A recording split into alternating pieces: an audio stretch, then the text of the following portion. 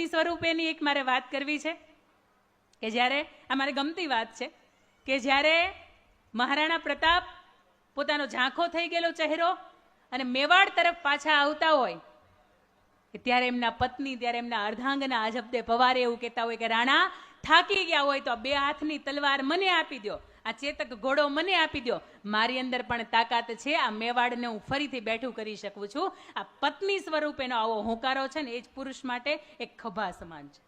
પુરુષ હારે છે, એ થાકે છે, પણ બહારથી થાક્યો હોય ને તો એનો થાક ઘરે ઉતરે, પણ ઘરથી થાક્યો હોય ને એ બહાર જાય ને તમને નહીં મજા આવે, નહીં ગમતી વાત હોય. પણ આવો આપણા પુરુષને ક્યારે આ દુનિયાનો, ક્યારે આર્થિક સંકટોનો, ક્યારે આદિ વ્યાધિ ઉપાધિનો થાક ન લાગે, એ ક્યારેય હારે નહીં, એવો એનો માટે મજબૂત ખભો બનીએ. અને આજે પણ કદાચ પુરુષોને એમ થતું હોય કે મોટી મોટી વાતો કરે બહેનો માટેની એટલી જ, પણ મારે તમને એ પુરુષોને કહેવું છે કે જ્યારે 2 પુરુષ તીવ્રતાની અંદર, આવેગની અંદર, ગુસ્સાની અંદર આવી ગયા હોય ને ત્યારે પણ એ સ્ત્રીના પાત્રની સાથે જ ઝઘડો કરે છે. તમને એમ લાગતું હોય કે સ્ત્રીની અમારે ક્યાંય જરૂર નથી, પણ યાદ રાખજો કે આજે ગાળ દેવામાં પુરુષ સ્ત્રીનું નામ લે છે, કે જેનાથી તમને જન્મ મળ્યો છે, કે જે તમારા કાંડે રાખડી બાંધી છે, કે જેના પાલવની અંદર તમે તમારા દુનિયાનું સંકટ ભૂલો છો, અને જેની સાથે તમે 4 ફેરા ફરીને જે સ્ત્રીની સાથે પવિત્રતાના અને વફાદારીના બંધનમાં બંધાયા છો, આજે પણ કોઈને તમારે ગાળ આપવી હોય ને તો ત્યારે પણ પુરુષની વચ્ચે આ સ્ત્રી પાત્ર છે આવતું હોય. એટલે સ્ત્રીના અસ્તિત્વને, સ્ત્રીની ઉર્જાને, સ્ત્રીની ચેતનાને આજે પણ એ પુરુષે સ્વીકારવી જ પડે કે ભગવાને એને સર્જનહાર કરી છે ને પહેલું સ્થાન એટલા માટે વંદનીય આપ્યું છે કે એ વ્યક્તિ ખરા અર્થની અંદર પૂજનીય છે, ખરા અર્થની અંદર સ્વીકારનીય છે. અને આવો પત્ની તરીકે આપણે એવા પણ બનીએ કે આપણા પુરુષને કોઈ રીતનો ભાર ન લાગે, આપણો પુરુષ આપણી ઉપર કમેન્ટ ન કરે, આપણો પુરુષ સમાજની વચ્ચે ગર્વભેર કહી શકે કે પત્ની મળે ને તો આવી મળે. અને ચોથા ફેરાની જ્યારે તમે વચન આપો છો કે એના જીવનની અંદર કોઈ પણ જાતનું સંકટ આવશે તો પેલા હું ઊભી છું. ભગવાન પણ લેવા માટે આવે ને, મંદોદરી જેવી મંદોદરી હતી, એને ખબર હતી કે રાવણ કેવો છે, છતાંય મંદોદરીએ પતિવ્રતા ધર્મ એનો નિભાવ્યો હતો. અને આજે પણ એટલા માટે તમારાથી મારાથી કોઈ પાપ થઈ જાય અને પાપને ધોવું હોય તો આજે પણ એક સરસ મજાનો શ્લોક છે કે અહલ્યા દ્રૌપદી સીતા તારા મંદોદરી તથા પંચકન્યા સ્મરે નિત્યમ મહાપાતક નાશનમ. દુનિયાનું કોઈ પણ મોટામાં મોટું પાપ હોય, આ અહલ્યા દ્રૌપદી સીતા, તારા અને મંદોદરી, આ 5 સ્ત્રીઓના નામ લ્યો ને તોય આ પાપ તમારું ધોવાઈ જાય છે. આ સ્ત્રી પાત્ર છે, આ પત્ની સ્વરૂપેની તમારી જવાબદારી આવે છે. અને પત્ની સ્વરૂપે તમે જ્યારે પુરુષની આવી સાથે વર્તન કરો ને ત્યારે જ એ પત્ની પૂજનીય હોય. અને એના પછીનું ચોથું સ્વરૂપ એટલે માનું સ્વરૂપ. માં એક શબ્દ નથી, માને કોઈ બંધનની અંદર કે કોઈ વાર્તાની અંદર, કોઈ કવિતાની અંદર બાંધી શકાય આવો શબ્દકોશ નથી. માં એક યુનિવર્સિટી ન કહી શકાય, એક આખી ભાષા પણ ન કહી શકાય. આખું વિશ્વની જે ધરોહર છે એ માં ભગવતી અને આપણી માં, આ બેનાથી જ ટકી છે. પણ એક માં જ્યારે દુનિયાથી વિરુદ્ધમાં આવતી હોય, માં પોતાના બાળકને એક જન્મ આપવાની તૈયારીમાં હોય અને માં બાળકનું ભવિષ્ય શ્રેષ્ઠ અને સમાજ માટે કે રાષ્ટ્ર માટે ઉપયોગી થઈ શકે આવું જ્યારે વિચારતી હોય ત્યારે એ માનું સ્વરૂપ કેવું હોય. કાલે પણ સરસ મજાની વાત થઈ હતી કે લાડબા ન હોત ને તો આપણને સરદાર વલ્લભભાઈ પટેલ ન મળત, માં કૌશલ્યા ન હોત ને તો આપણને પ્રભુ શ્રી રામ ન મળત, માં યશોદા ન હોત તો આપણને કદાચ કૃષ્ણ ભગવાન પણ ન મળત. અને આજે મારે વાત કરવી છે કે શિવાજી આપણને મળ્યા છે એનું કારણ એની માં જીજાબાઈ છે. શાહજીએ બલિદાન આપ્યું છે એને વંદન છે, પણ માતા જીજાબાઈનું જે બલિદાન છે એ અદ્ભુત છે, એ અવર્ણનીય છે. અને જ્યારે ગર્ભની અંદર બાળક હોય અને દુનિયા આખી વિરોધમાં હોય ત્યારે એ સ્ત્રી પોતાના બાળકના, આ રાષ્ટ્રના, સમાજની ઉન્નતિ માટે એ સમાજની કેટલી વિકૃતમાં જઈ શકતી હોય આવી વાત મારે નાનકડી અને અંતિમ વાત અહીંયા મૂકવી છે. ત્યારે એક સરસ મજાની વાત છે કે વર્ષો અગાઉની વાત છે જ્યારે દિલ્હીના રાજ્યની ઉપર નાના મોટા રજવાડાઓ એકત્રિત કરવા માટે નાના મોટા રજવાડા ઉપર હુમલા થતા હતા. અને અમારે ગમતી વાત છે ત્યારે એક નાનકડા રાજ્ય ઉપર હુમલો થયો, ચારે બાજુનો જે કિલ્લો છે એને બાંધી લેવામાં આવ્યો. અને એ બાંધી લીધા પછી અંદરના જે રાજા ને રાણી હતા એને સંદેશો આપવામાં આવ્યો કે આ 2 દિવસ સુધી, 48 કલાક સુધી અહીંયાથી એક પણ જાતનું કોઈ વ્યક્તિ જાતી નથી ને આવતી નથી. આ લાખોની ફોજ છે ને એ આપણા કિલ્લાને જકડીને બેઠી છે. અને ત્યારે સ્ત્રી ને પુરુષ એવું કહે છે કે દરવાજો ખોલી દેવામાં આવે. જે રજવાડું હતો એના દ્વાર છે એ ખોલ્યા અને 2 પગડધમ પગડધમ પગડધમ પગડધમ કરતા જે 2 સ્ત્રી અને પુરુષનું પાત્ર છે એ રજવાડામાંથી બહાર જાય છે. હજી થોડાક આગળ જાય છે એવા સમયની અંદર એક સાંકડું નાળું આવે છે અને સાંકડા નાળાની અંદર એક કાંટા ભરેલું એક ગાડું આવતું હોય અને આવા સમયે એક સવાલ ઊભો થાય છે કે હવે શું કરવું? પાછળ લાખોની ફોજ છે એ ચાલી આવે છે, તો હવે અહીંયા ખપી જવું, કેટલાકને મારી નાખવા અથવા તો મરી જવું કે શું કરવું? અને ત્યારે પાછળનું સ્ત્રી પાત્ર એવું કહે છે કે જો તમે મને પરવાનગી આપતા હોય ને તો આ કાંટા ભરેલું ગાડું છે ને એને ઠેકા દેવાની મારી પાસે તૈયારી છે. ત્યારે પુરુષ પાત્ર છે એને પરવાનગી આપે છે અને ત્યારે એ કાંટા ભરેલું ગાડું આ દેશની આર્ય નારી માતા જીજાબાઈ ઠેકાવી દે છે. એના પછી શાહજી છે એ પણ એ ગાડું ઠેકાવે છે. આગળ જેવા જતા હોય પાછળ લાખોની બાદશાહની ફોજ, એક જ શબ્દ આ બંને પુરુષ અને બંને સ્ત્રીને, આ બંને યુગલને મારી નાખવામાં આવે, કાપી નાખવામાં આવે. આવા શબ્દોની વચ્ચે એ સ્ત્રીને પુરુષ રાતનું મધરાતનું અંતર છે એ કાપતા હોય છે અને થોડેક આગળ જાય ત્યારે એવું સ્ત્રી એવું કહેતી હોય કે બસ હવે મારાથી આ ઘોડા ઉપર નહીં બેસાય. ત્યારે શાહજી એને સવાલ પૂછે છે કે હવે કેમ નહીં બેસાય?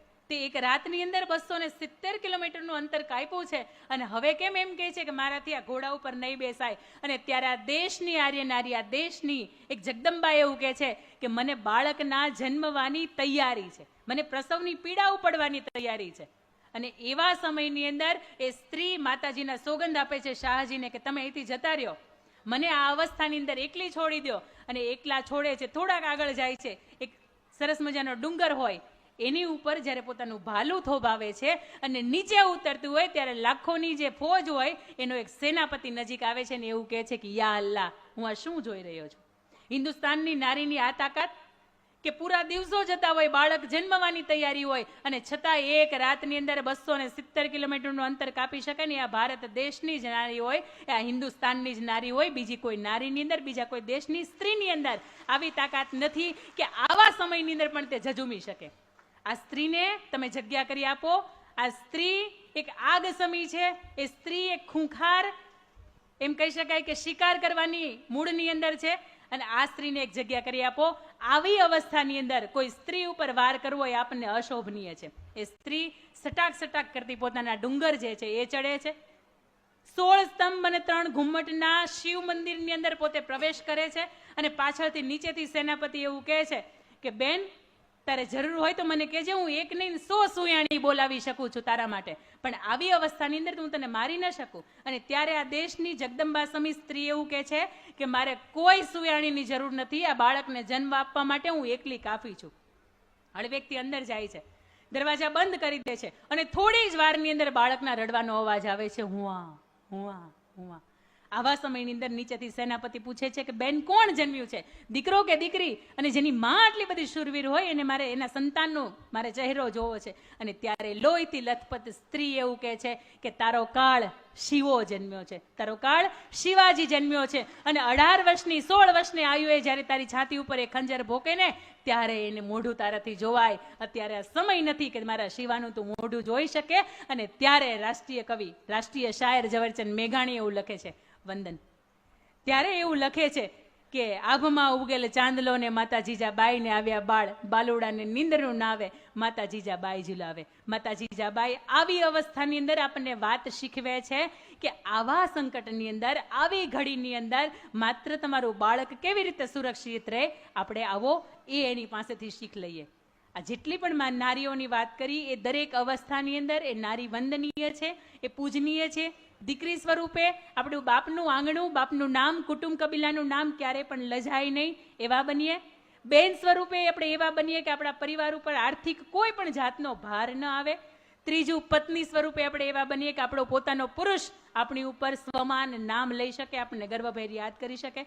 અને ચોથું, માતાનો ખોળો. આવો માતા તરીકે એક એવા સંતાનને જન્મ આપીએ આજે પણ આ સૌરાષ્ટ્રને, આજે પણ આ સુરતને અને આજે પણ આ ભારત વર્ષને અખંડ રાખી શકે એવા સરદારની જરૂર છે, પણ એની સાથે સાથે માં લાડબાની પણ જરૂર છે. આવો એક માતા સ્વરૂપે એવા શ્રેષ્ઠ સંતાનને જન્મ આપીએ કે માત્ર તમે પોતાનું નહીં, આ સમાજ કલ્યાણ માટે, રાષ્ટ્ર કલ્યાણ માટે અને સમગ્ર વિશ્વ માટે પોતાનું જાન છે એ કુરબાન કરવા માટે પણ એક પોતાની એક પણ આની પોતે પાછળ ન ખસે. અને આજે જ્યારે નારી મંચ છે ત્યારે આપ સૌને એક છેલ્લી મારી 1.5 મિનિટની વાત કરીને મારી વાતને વિરામ આપવી છે. ત્યારે આજે લગભગ 10માંથી દર ચોથો આત્મહત્યાનો પ્રયાસ થતો હોય તો એ સ્ત્રીનો છે. કારણ કે સ્ત્રી હારે છે, થાકે છે, ક્યાંક મૂંઝારો અનુભવે છે, તો એ કોઈની સાથે શેર નથી કરી શકતી. અને મારું કદાચ એક અભિયાન રહ્યું છે કે જેના નિમિત્ત રૂપે 1,48,000થી વધારે સ્ત્રી પાત્રોને આ પવિત્ર મંચ ઉપર એવા સોગંદ અને એક શપથ લેવડાવ્યા છે કે અમે હારશું નહીં, થાકશું નહીં, અને અમે શક્તિ સ્વરૂપા છીએ. અમે આખા ત્રિલોકના નાથને પણ ઝુકાવી શકીએ છીએ. આ દુનિયાનું સર્જન અમારાથી છે, તો અમારું થાકવું એ કોઈ કાળોમાં પોસાય નહીં. આ છેલ્લી મારી 1 મિનિટની વાત કે આપનો જમણો હાથ છે એ હૃદય ઉપર લઈ જાઓ અને તમારો ડાબો હાથ બેઠા બેઠા જ માત્ર સ્ત્રીઓ માટે. પુરુષો તો સક્ષમ જ છે અને એમની શક્તિને તો વંદન જ છે, પણ એક સ્ત્રી સ્વરૂપે એક છેલ્લી મારી 1 મિનિટની વાત, તમારો જમણો હાથ છે એને હૃદય પાસે લઈ જાઓ અને ડાબો હાથ છે એને થોડોક આગળ રાખો. આગળવાળાને ગલી ગલી ન થાય આવી રીતે. મારી સાથે મોટેથી બોલજો, જેટલી તાકાત હોય એટલું મોટેથી બોલજો.